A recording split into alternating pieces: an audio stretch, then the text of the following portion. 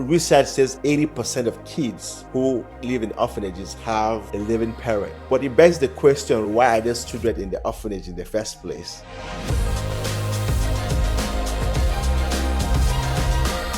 You know how sometimes you might struggle with like understanding, God, where do you want me to be? Where do you want me to go?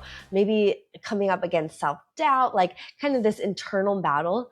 Well, then you hear a story that totally, expands your whole perspective and shows you that there's so much more going on than just this little internal battlefield.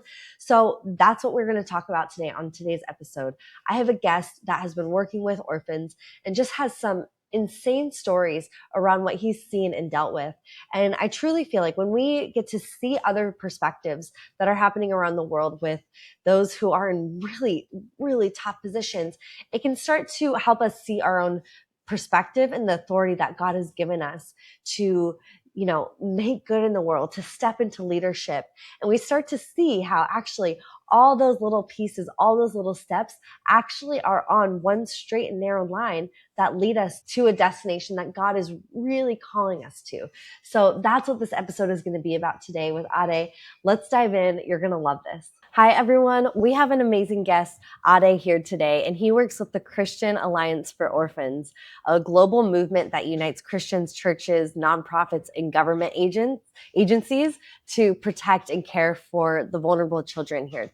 So I know most of you that are listening know my story, my husband's story, with him being adopted out of the Philippines as a baby, found in a shoebox in a dumpster. And we just have a heart for orphans and kids. And I'm so excited and so honored to have you here, Ade, and hear a little bit more about your journey, how you've gotten into doing what you're doing.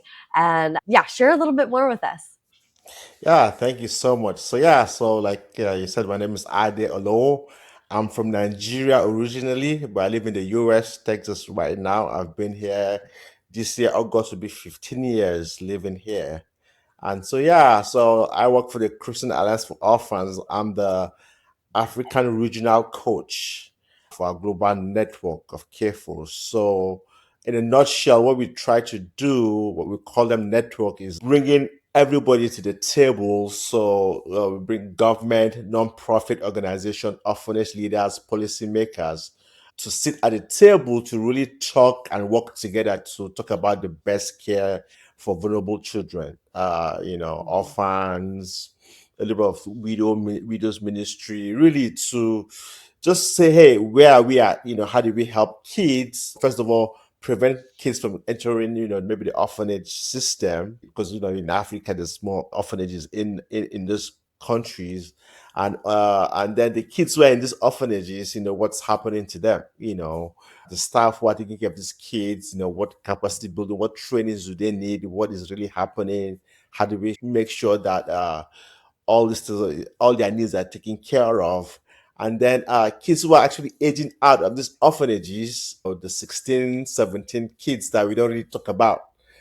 What when the after high school, the law of those countries that you need to leave the orphanages. So okay, what the boys and girls, what happens to them? Do we just send them, hey, just go to the world, go to the cities and you're on your own? So really, it's like, how do we really holistically take care of all these children? So yeah, that's kind of a little bit of my role.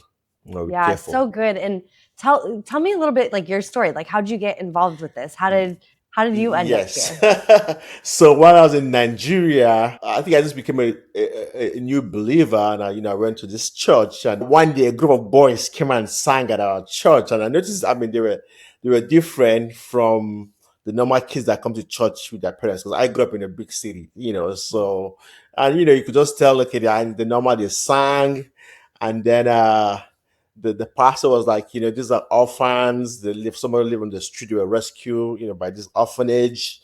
So they came to those, saying, look for funding, so they gave offering, and the pastor was like, well, for you young people, maybe you don't have something to give, but you can volunteer your time. You can go teach them maybe like a, story, play soccer with them, and so me and my friends decided to just go, just visit the orphanage. I think there were 60 boys at that time. And, I would just go once a week, maybe teach, play soccer with them, maybe teach like I love geography. Maybe just something about the world, just discovery, right? And just yeah, so I just fell in love with them. I'll go, once a week. They'll be like 2 times a week, and all of a sudden 3 times a week, and it's like, oh, I found myself 5 days. As the years progress, and then the guy who runs the orphanage was like, it seems like you really, really love what you're doing. Why don't you just move in? Why don't you become a house? I'm looking for a house uncle. And I was like, no, man, like, I'm good. Like, I was like, hey, dude, he was like, this is what he said. He said, you have 2 weeks to move in. He was like, I feel like this is what you're meant to be like. So so yeah, so actually moved in and I became a house uncle, probably like, like I became like a single dad for like 14 Wow. boys from age 5 to 18. So yeah, so and then I worked there for a while, and then my wife is from the US. We met while she was serving as a missionary. Then I moved back. We moved to the US, and then worked for church here for a little bit, and then 6 years ago, because I usually go to the KFO summit, and my boss said, hey, you know what, I'm looking for someone to really help me navigate two cultures. Is like, I'm working with other African leaders coming to the summit. We're trying to form this network. It's like, you understand the both worlds. Can you Yeah. please help? So yeah, and that's how I started from like 5 hours to now full time. So yeah, that's a little Wow. bit of my story. Interesting. Okay, so Yeah, cool. I just love yeah, how, sometimes God reveals little pieces of what's going to happen, yeah, and you look back and it's like, oh, that all totally makes sense. Like yeah, it's actually a pretty straight line of you kind yeah, of joining in and doing this work. But I'm yeah. sure, like, years ago, when before you were the house uncle and all of that, you were not expecting that this would become Oh your yeah. life. Yeah, I was on the road to become an engineer, Okay. so that was the plan. So but it never happened. And So it's so funny, God just has the best plans for our lives, yeah, right? yeah, And he's the one that, calls us, identifies us, and gives us those synchronicities and the right people to connect with and the opportunities. And there's such a surrender in your story that I hear, yeah, such a, obedience, you could say, to where yeah, he was calling you to be. And I mean, engineer versus this, it's a very different life, and so yeah. it's cool to hear your story. I'm curious, have you ever heard of the orphan spirit? Probably not. Maybe. Yeah, yeah, yeah, Okay. It's something that me and some of my circles we've been talking about a yeah, lot, which is it's this it's this spirit, this mindset that can kind of come onto someone that they are an orphan from God, and yeah, basically a spiritual orphan. And God yeah, calls us as his children and all of that. And even so many Christians are actually walking around as an orphan still, not yeah, really knowing their authority, the identity that they have in Christ. And so anyways, I was just curious if you've ever heard of that, because it's just been such a theme.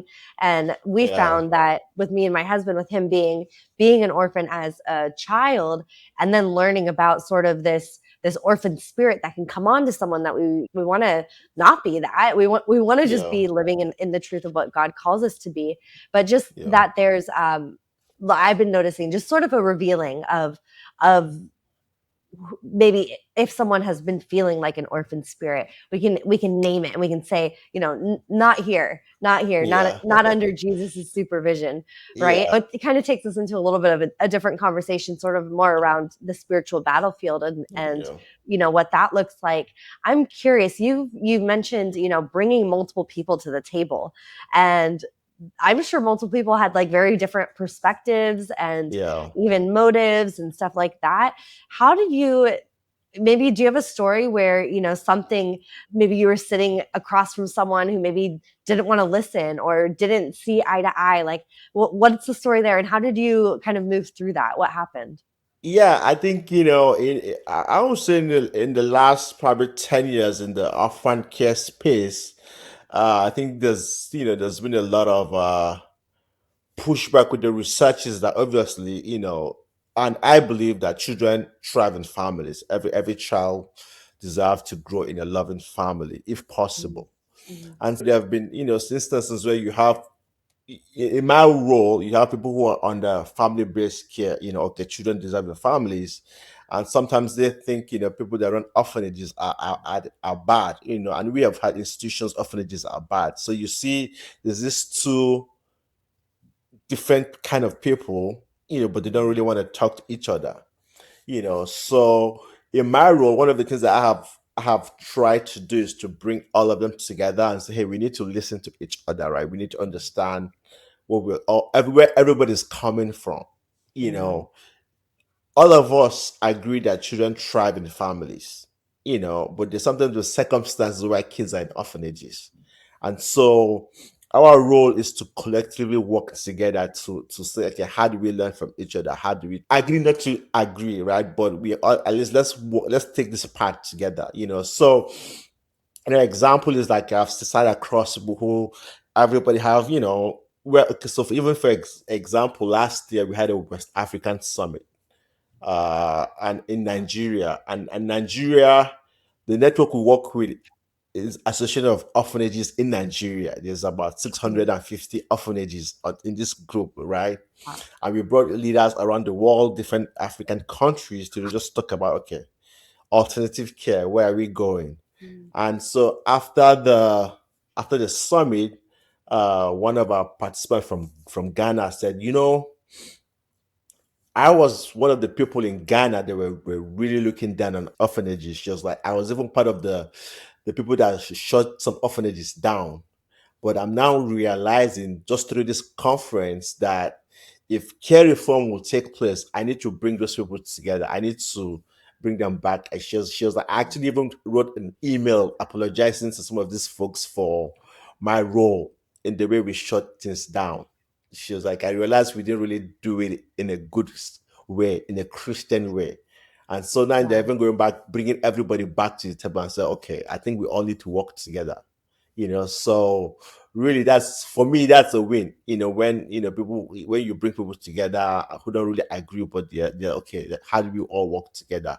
And so for me, that's Yeah. kind of like a big win. So, and obviously, Christ brings us together, right? Mhm. It's that, hey, we're all doing it for Him. You know, Mhm. but we all need to work together. That's why Yeah. we say we have to have a seat at the table. Everybody has a seat at the table. If you're loving this conversation and it's sparking something inside of you, maybe it's time to share your own voice with the world. That's exactly why we created the Podcast Accelerator to help leaders like you go from hidden to heard with a podcast that connects, inspires, and actually grows your business. We launched together in just a few months, and you'll have the system, support, and strategy to keep scaling and growing. Doors are open now, so the link to apply is in the show notes. We cannot wait to see you in there. Yeah. Yeah. I love that. It's a beautiful story and just so redemptive. And Yeah. I'm curious when you're experiencing things like that, like even just knowing that some are maybe trying to stop what you're doing and, they think it's bad and all this Yeah. stuff comes up. How do you handle that? How do you handle carrying sort of that opposition? Yeah, I mean, I think it's understanding, right? You help them understand where you're coming from, right? Mhm. For me, I have to be neutral, right? Because some people are like, wait, so do you believe orphanages are good? I'm like, no, I don't believe orphanages is good. I know, I mean, I worked in an orphanage. Of course, I've seen everything, right? I say, yeah, I've seen the good, the bad, and the ugly. Uh, but I also know that there's some children that you can't just take them back to their families because of some things that have been done to them. Mhm. It's a process. Yeah. It's about us changing minds and culture of people, right? if Mhm. if this is what people knew, if you're bringing new stuff, you have to really engage them. You have to be patient. You have Mhm. to. So yeah, there has to be a lot of understanding, patience to to work with different sides. Just understand where everybody's coming from. And so I think it's more of patient and praying and just listening to people, a lot of listening and not judging, and then say, hey, let me share from my point of view. So Mhm. that's kind of like, how we try to really bring these people to the table, even with Yeah. government and everybody, you know. Hmm. It sounds like, I mean, so I've never been so deeply involved with an orphanage or anything like that. But when I'm hearing you talk about it, it sounds so much more complex than maybe what I would have ever even imagined. One thing that is a mission that my husband Sammy and I have been working on is, we have a nonprofit called the Flat Foundlings, and he started it when he found out about his story. He knew he was an orphan, but he didn't know his story of being abandoned in a shoebox in a dumpster in the Yeah. Philippines. Once he learned that, he just had this heart of compassion and decided, okay, I Yeah. want to go back and I want to educate and I want to work with the orphans. And being an entrepreneurial man, he was like, let's educate, let's bring that. And Yeah. after a few years of doing that with our nonprofit, we ended up realizing, it was about like 7 years ago. We're like, let's bring them all iPads. They're going to learn so much and it's going to be amazing. And then, like, now we all know that like screen time is not the best thing for kids. Yeah. So it's just kind of funny, like the Yeah. journey. But we realize, okay, we still have this mission, but like we have to change what we're wanting to do. Like it actually doesn't Yeah. align with us. Like, we're parents. We don't want our kid to just sit on an iPad. Like, Yeah. you know, Yeah. but we realized, what is the thing that we just looked at our son Rafa, who's 3, and we're like, the thing that is best for him, the way he can learn the best and grow his mind and his brain and his social skills and all the things that are most important right now, is actually for him to be out on the playground and Yeah. connecting with kids, like moving his body, getting physical, feeling strong, falling, dealing with that, Yeah. dealing with the playground. You could call it like the Yeah. playground government, right? Yeah. Politics. And so we completely changed our mission to be, hey, let's bring playgrounds to orphanages. A lot of Yeah. playgrounds at orphanages are just totally run down Yeah. and that type of thing. So we ended up partnering with, have you heard of American Ninja Warrior? Yeah. Yeah.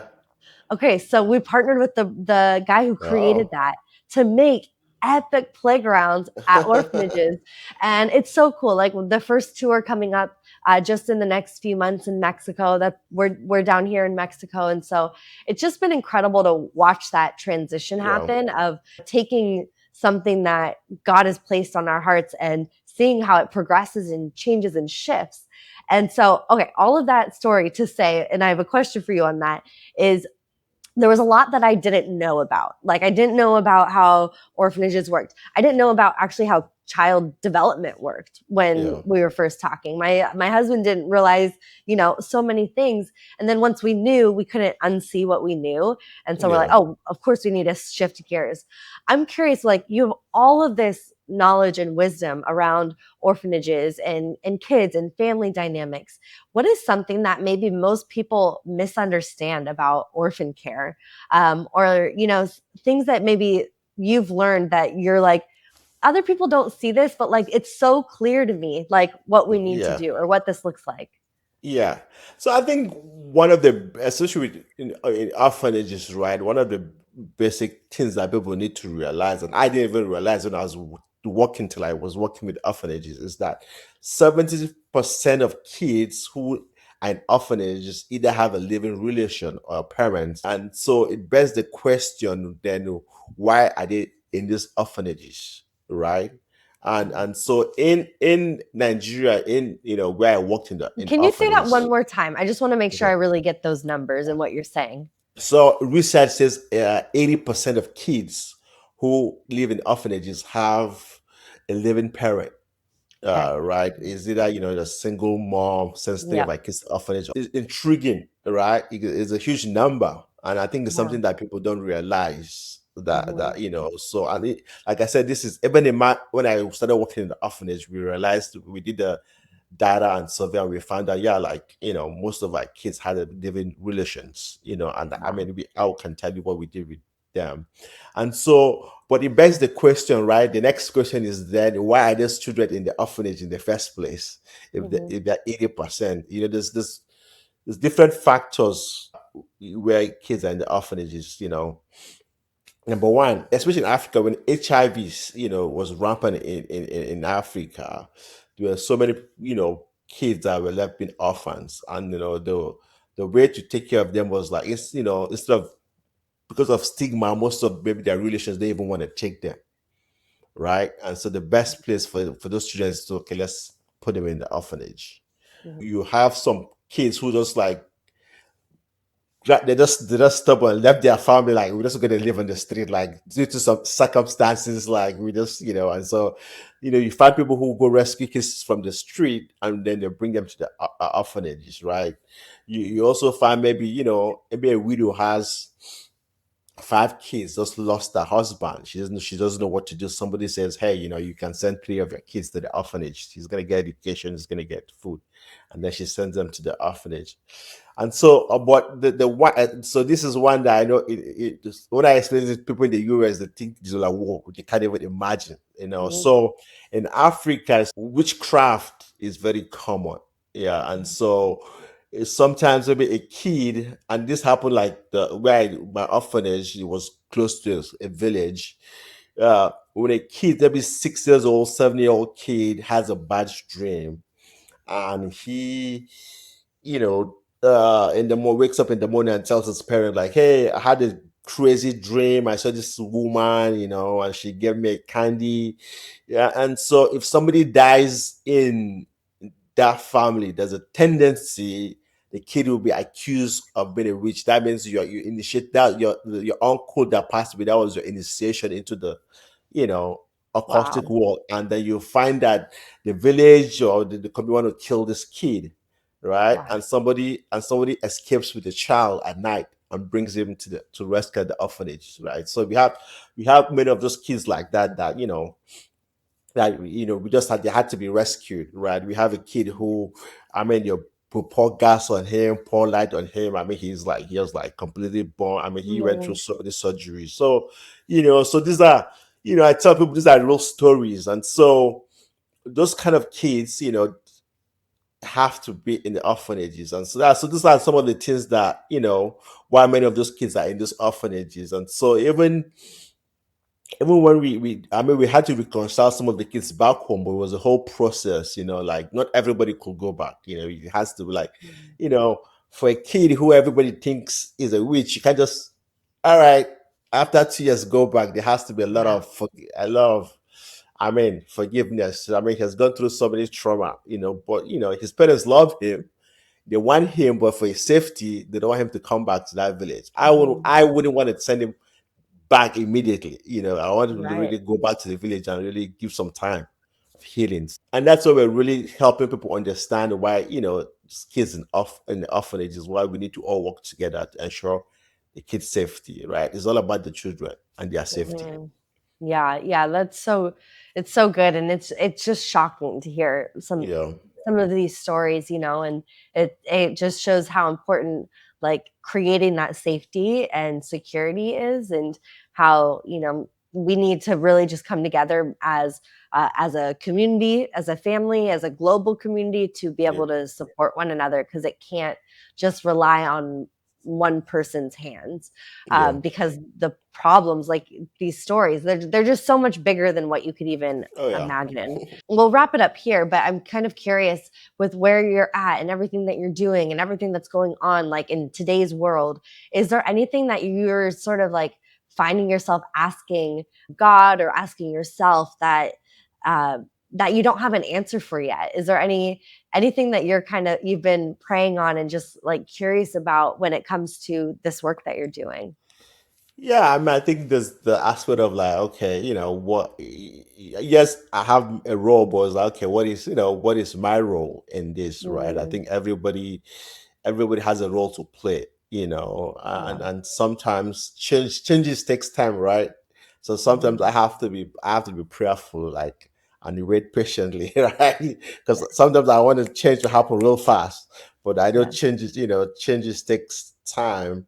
And I think for me, it's bringing the right people, bringing the right perspective to it. Bringing Mhm.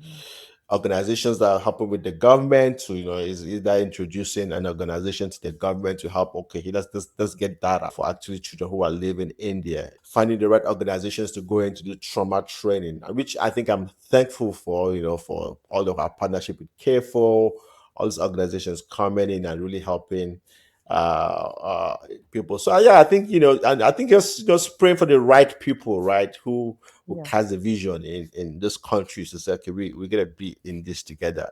So that's Yeah. kind of like one of the things I'm praying to God and kind of like bringing the right pieces, and especially working with the government. It can be very interesting working with the government. So right, finding the right person that will get us in with the government to make these changes.